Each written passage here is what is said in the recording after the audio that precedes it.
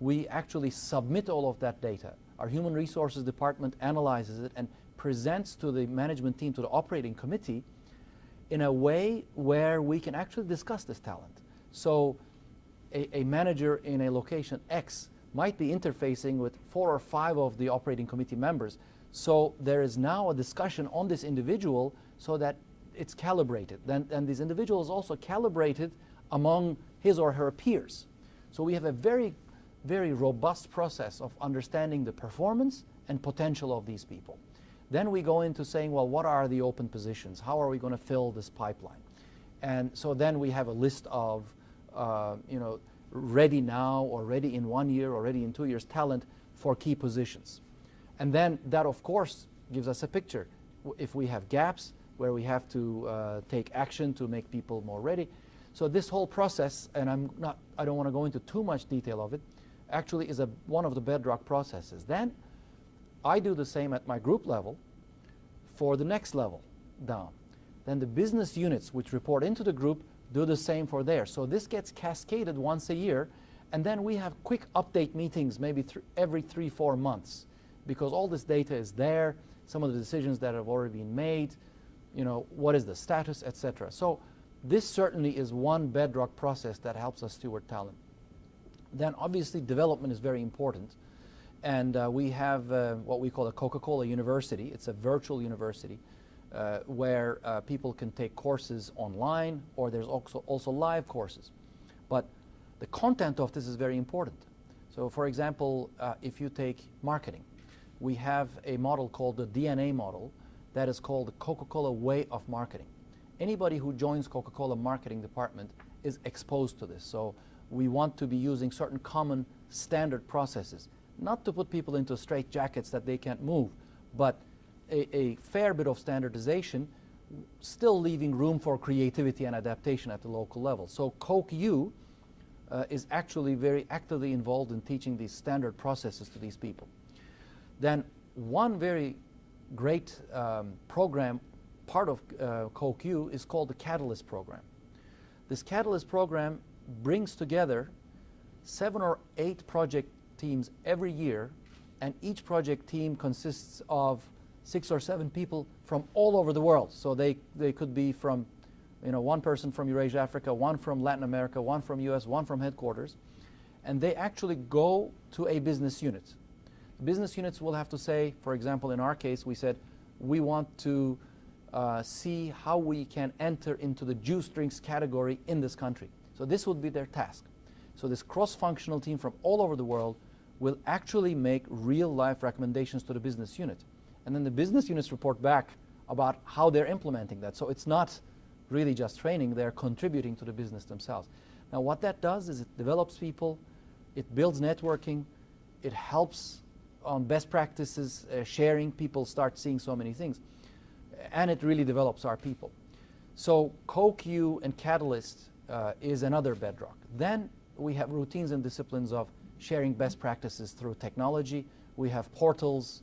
We use all sorts of electronic media to post, good brand launches, good point of purchase ideas, good supply chain initiatives. All of that could be accessed through our portals in that. So the PDFs, CoQ, and then of course we could talk about our recruitment. As I've mentioned earlier, we recruit mostly mid-career people who have experiences maybe 3 to 5 years in their respective areas to join in. That's how we are. But then through our PDF process, we prioritize our internal talent.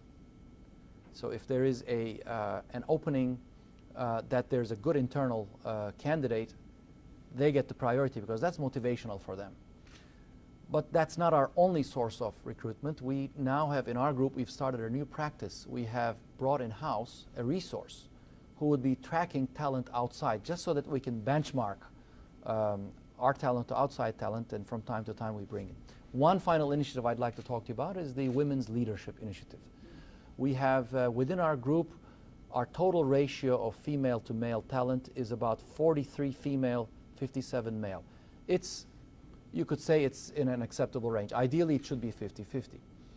The problem is, as you go up to higher job grades, that ratio comes down, unfortunately. My leadership team, I have 4 out of 16, about 25% female, which is among the higher ones, but still not high enough. So the company has started a female leadership, general management leadership. The number gets even worse when you get to general management. Out of the 35 business units, we only have 2 female business unit presidents, 1 in Turkey, in our group. So this initiative is very important so that we understand, first of all, we do this initiative because we believe gender diversity is good for business. And I know it as a leader when I work with a diverse gender diversity in my team. It's a different environment, and you get much better insights. Now, so it's good for business. Now, why doesn't it happen? Why is it only that we have 2 female general managers out of 35? So that's what this council is trying to understand. So we're going into things like more flexible hours, flexible benefits. Sometimes, I mean, I have one of our female leaders works out of Kenya because that's where she has to be. But she's able to manage her time so that she can contribute to value. So trying to understand those barriers and try to solve them. So those are some of the pillars of our talent stewardship process. I think I went a bit too long, but I wanted to give you... It's funny, you've answered several of them. All of them at the same time, maybe. No, that's great. Very good. That's very good. I mean, perhaps I can follow up, Ahmet, on the global teams, use of global teams. It seems like you use that as a formal vehicle for cross-fertilization, cross-learning, and also solving problems that are of interest to the entire company. So how often, how frequently does this happen, that you pull people from different geographic regions and groups and areas of expertise and have them focus on a problem, and then they study, come back, report, and hopefully share some best practice? The Catalyst program that I mentioned... You can give an example. Sorry to Sure, interrupt. sure. The Catalyst program that I've mentioned earlier, where we bring people from different parts of the world to work on a project, is a yearly program. But it actually, we have, I'd like to mention another business process that is even, that makes it even a more everyday part of our work, is the charters process. So, for example, Eurasia and Africa Group has 90 countries. Now, in 90 countries, we have, in Muslim countries, we have Ramadan as a celebration. In predominantly Christian countries, we have Christmas. In India, we have Diwali. In Central Asia, we have Nowruz. So when we look at the problem this way, we have a celebration project. So how does Coca-Cola become part of these celebrations? So what we do is we have a celebration charter. Now, sometimes we might have a separate Ramadan charter if the scale of it is big enough. So what happens then is all the countries that are involved in this project, they come together, they elect one lead country, but this lead country has to ensure that the requirements of all the other countries gets built into the charter. And at the end, what they produce is what I call in-a-box program with its advertising, point of sale materials, social marketing, the launch plans and everything, and that gets distributed to the entire universe of the countries.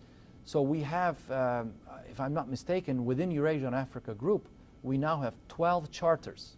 So instead of every unit producing their own program, they are working as a global team, produce those charters. Likewise, Latin America could be producing a Coke and Meals program that the rest of the world can use. So that's another example of it. That's the way we have to work. If we have to leverage our global scale, which is if we're a global company, we have to act like a global company. And this is an example of how we do it. And is it a deliberate strategy or policy of the company to rotate people among geographic regions as well as functions? Is that done proactively, or does it happen by accident?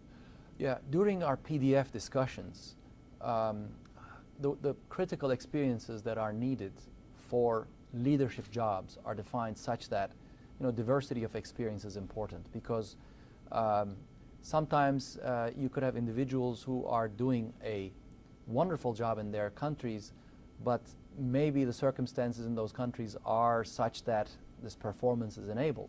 But if an individual has proven versatility in terms of providing results in high market share environments or low market share environments, environments where the customer landscape may be predominantly small stores or the customer landscape could be large stores, that actually tells us a lot about the talent, that in diverse environments this talent could move. So we try to leverage different experiences and make people gain those experiences as much as possible. Obviously, this sometimes brings an issue of work-life balance.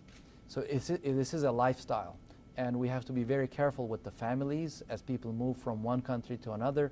Adaptation of the families are very important. So there are certain limitations to, you know, how much you can do this, but to the extent possible, we try to do it. Maybe, I mean, I'd like to follow up. I've met some of the people who work for you, Ahmet, and of course they have great respect, but they also have a lot of passion for what they're doing, and they feel like they have a special mission. And you seem to be very successful in motivating them, in getting the best